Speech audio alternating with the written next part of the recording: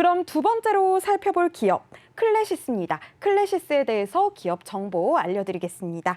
클래시스는 2007년에 설립됐고요. 2015년에 코스닥 시장에 상장했습니다.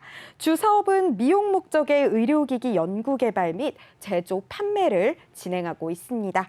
의료기기 브랜드 클래시스, 미용기기 브랜드 클루덤, 개인용 디바이스 및 화장품 브랜드 스케덤을 운영하고 있습니다. 매출처는 전 세계 60여 국 대리점, 그리고 국내외 병의원, 일반 소비자로 구성되고요. 클래시스 및 클루덤 브랜드의 관련 소모품은 직접 생산하고 있습니다. 매출 포지션은 클래시스 48.8%, 클루덤 6.9%, 스케덤 0.9%, 소모품 43.4%로 구분됩니다. 최근 실적도 살펴보도록 하겠습니다. 최근 실적은 3분기 연결 기준 누계 매출액 752억 원, 영업이익 402억 원, 당기 순이익은 341억 원을 기록했습니다. 매출액은 194억 원 증가했고요. 영업이익과 당기 순이익은 전년 동기 대비 증가하면서 견고한 실적을 이뤘습니다. 이렇게 클래시스 간단하게 기업 정보 살펴봤고요. 오늘 어떤 공시 볼까요, 대표님? 네, 바로 어제였죠. 회사는 최대 주주 변경을 수반하는 네. 주식의 양수도 계약을 체결했습니다. 공시 살펴볼게요. 최대 주주 변경을 수반하는 주식의 양수도 계약 체결은 뭐냐면 네. 회사를 매각한 겁니다. 계약 당사자 보도록 하겠습니다. 양도인은 현재 최대 주주인 정성재 외 3인, 가족으로 좀 구성되어 있는데요. 특수관계인입니다. 양수인은 BCP 인베스트먼트로 좀 추정되는데 여기가 뭐냐면 베인 캐피탈이 설립한 네. SPC 특수목적 펀딩 법인이라고 좀 보시면 됩니다. 지금 이 베인 캐피탈사의 정성재 외 이 특수관계인들이 지분을 좀 매각하는 건데 세부 내용을 살펴보도록 하겠습니다. 계약 내역은요, 이 양수도 주식수는 3,940만 주인데 한 주당 17,000원. 매각가액은 6,699억. 거의 뭐 6,700억 원에 좀 육박하는 양수도 대금입니다. 네. 내용을 좀 더 보도록 하겠습니다. 당사의 최대 주주인 정성재 외 3인이 보유한 주식에 대해서 전체 지분율은 60.8%인데 베인캐피탈 LP에게 아래와 같이 양도를 했다. 계약은 바로 어제 체결됐고요. 양수도 금액은 전체 6,699억입니다.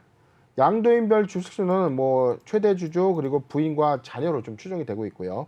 계약 당사자는 아까 말씀드렸고 하단 내용 보도록 하겠습니다. 계약금은 해당 사항이 없습니다. 계약금은 한 번에 준 게 아니라 잔금을 일시적으로 좀 받겠다. 지금 거래가 종결되는 이 시점에 뭐 소위 말하는 이제 원샷딜이라고 해서요. 일시불로 잔금을 좀 치르는 거죠. 네. 내용을 보도록 하겠습니다. 본 계약상의 거래 종결의 선행 조건이 모두 충족될 경우에 충족된 날로부터 15영업일이 되는 날 또는 당사자가 합의하는 날에 하겠다. 근데 이게 기업결합 신고나 어떤 승인 소요 일정들을 좀 고려를 해야 됩니다.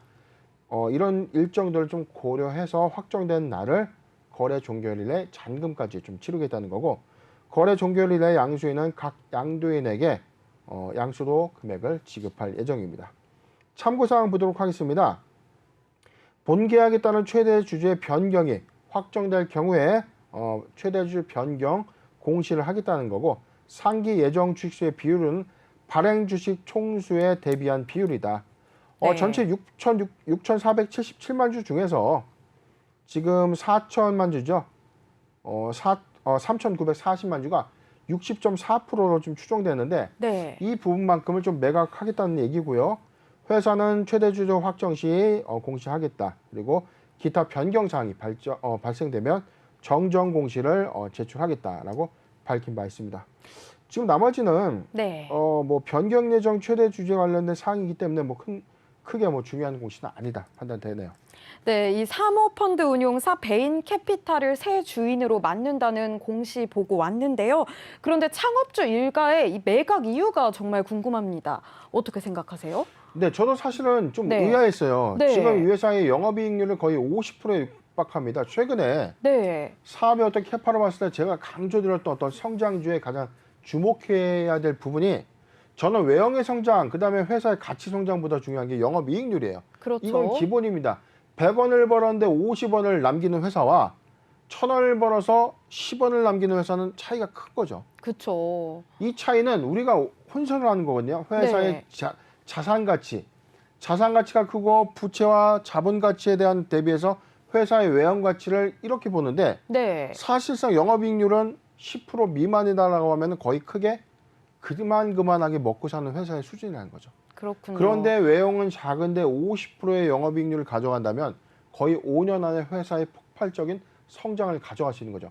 막대한 현금을 바탕으로 할 수 있는 사업의 역량은 커지기 때문에 네. 언제든 변모될 수 있는 요인을 봤을 때는 영업이익률의 어떤 판단이 좀 중요해 보이는데 클래시스가 거의 50%에 육박하는 영업이익률을 보유하고 있어요. 네. 전체적인 어떤 매출이 최근 3분기까지만 우리가 보더라도 752억의 매출을 했는데 벌써 350억인 절반을 뛰어넘는 402억이죠. 그렇죠. 어마어마한 영업이익을 남기는 겁니다.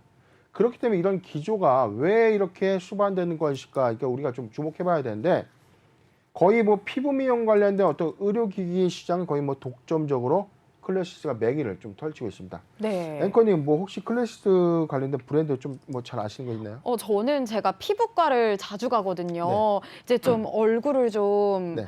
작게 만들고 싶어서 슈땡땡이라고 그 브랜드를 굉장히 많이 맞아요. 이용을 하고 많은 있어요. 브랜드군이 지금 네. 시중에 있는데 저도 뭐 이렇게 뭐 몇 번 가보면 네. 고주파 기기 같은 거 그다음에 뭐 네.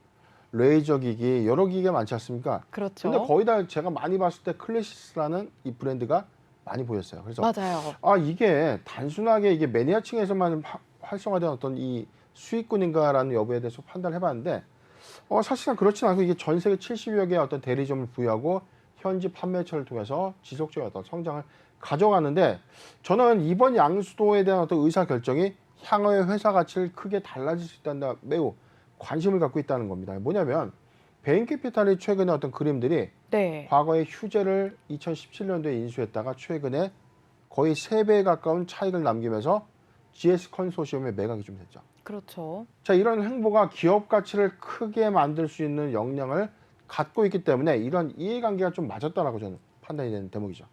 네, 그런데 이 베인캐피털에 매각을 하더라도 정성재 대표와 배우자는 10% 넘는 지분을 매각 이후에도 보유하고 있는 건데요. 보유의 이유가 또 굉장히 궁금합니다. 한간에서는 잠재적 매도 물량으로 작용할 수 있다는 우려도 있거든요. 그렇죠. 지금 네. 이게 클래시스의 경우에는 과거에 좀 아마 사례를 봤을 거예요. 베인캐피탈이 휴젤의 성장 가치, 외형 가치, 기업의 가치를 네. 무려 확장시키는 어떤 역할, 그리고 중국 시장의 어떤 이 교두보를 마련한 어떤 이 사업적인 역량을 좀 바탕으로 했을 때 네. 지금 클래시스가 거의 국내에서는 이 독보적인 어떤 의료기기의 어떤 시장을 좀 점유해 가고 있지만 네. 확장세를 좀 공략한다는 어떤 관점에서는 중국 시장의 문턱을 좀 넘어야 되는. 그렇죠. 사실상 이 시장은 중국 시장이 훨씬 더 막대하게 클 수밖에 없는 시장이고 우리가 지금은 이 코로나19 때문에 중국인 관광객들, 요코라고 하죠. 네. 많이 유입된 현상은 없지만 원래 압구정역 쪽에 계속 지나가다 보면 중국인들이 굉장히 많았어요. 그렇죠. 코로나19 이전까지만 하더라도 성형외과에 중국인들이 거의 맞아요. 뭐 그쪽 일대 대부분이었던 것 그렇죠. 같아요. 네. 관련된 관광 상품도 있었고 맞아요. KBT 상품이 있었기 때문에 이 시장이 중국 시장에서 어떤 폭발성을 좀 갖는다. 또는 중국 시장에서 어떤 역량을 확보하는데 네. 베인캐피탈의 어떤 기업 가치에 확장을 좀 가져갈 수 있는 어떤 그림들이 좀 있다면 네. 클래시스의 어떤 외형 가치는 현재 기업 가치보다 충분하게 발전될 수 있다는 어떤 그런 가능성에 대해서 그렇죠. 보유 지분들을 좀 남겨놓고 이 부분에 대해서 미래 가치로 보유할 수 있는 어떤 의도로도 좀 해석이 되고 있는 상황이죠. 네, 그리고 이 클래시스를 인수한 베인캐피탈이 카버코리아와 휴재를 인수한 후에 기업 가치를 확장시킨 바가 있었습니다. 그렇다면 이 클래시스의 성장도 기대해봐도 좋을 것 같은데 향후 전망과 대응 전략까지 세워주세요. 네, 지금 오늘 종가에서는 한 15,300원, 1.3% 정도 상승하면서 네. 사실 오늘 주가의 어떤 훈풍에 의해서 어제 뭐 급락 좀 나왔는데 네. 오늘 베인캐피탈의 어떤 인수가 발표되고 났음에도 불구하고 네. 사실상 오늘 주가의 상승률이 좀 둔화됐죠. 그렇죠. 1.3%뿐이 안 올랐기 때문에 네. 이게 너무 싱거운 것 아닌가 네. 좀 당황할 수도 있어요. 이게 보유자 관점에서는. 근데 중장기 관점을 좀 우리가 봐야 되는 거예요. 냉정히 좀 판단한다면 베인 캐피탈의 어떤 인수는 당장에 인수를 매각을 하겠다라는 어떤 시초부터 기대감을 형성되면서 주가가 수반된 게 아니라 네. 너무 쉽게 너무 갑자기 인수가 좀 결정됐다는 거죠.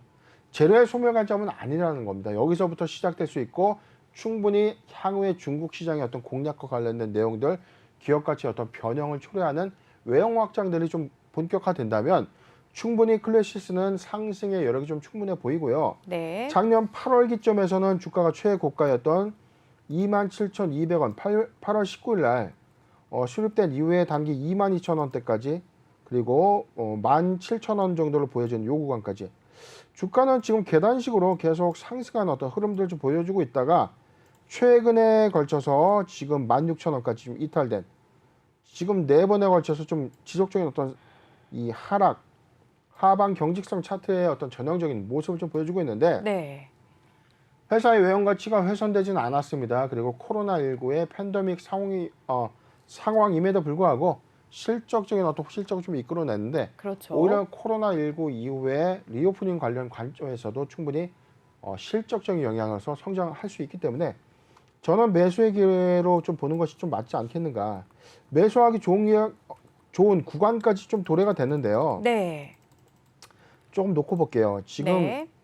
추세 구간에서는 16,000원이 좀 이탈됐기 때문에 시그널은 추가적인 하락이 좀 나올 수밖에 없는 그림이에요.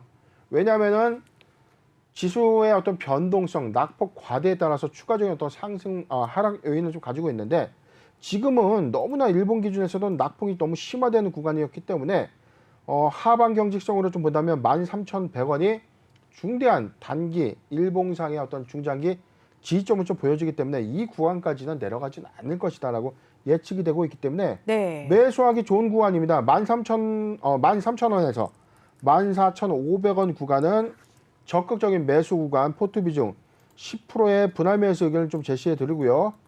그리고 나서 지금 14,500원에서 15,500원 14,500원에서 15,500원은 포트 비중 5%의 분할 매수 의견을 제시해 드리겠습니다. 네, 상승의 여력이 보이기 때문에 매수의 기회로 봐도 좋을 것 같다고 말씀을 해주셨는데요. 매수하기 좋은 구간 13,000원에서 14,500원을 적극적 매수 구간, 그리고 포트 비중 10% 분할 매수 의견을 제시해 주셨고요.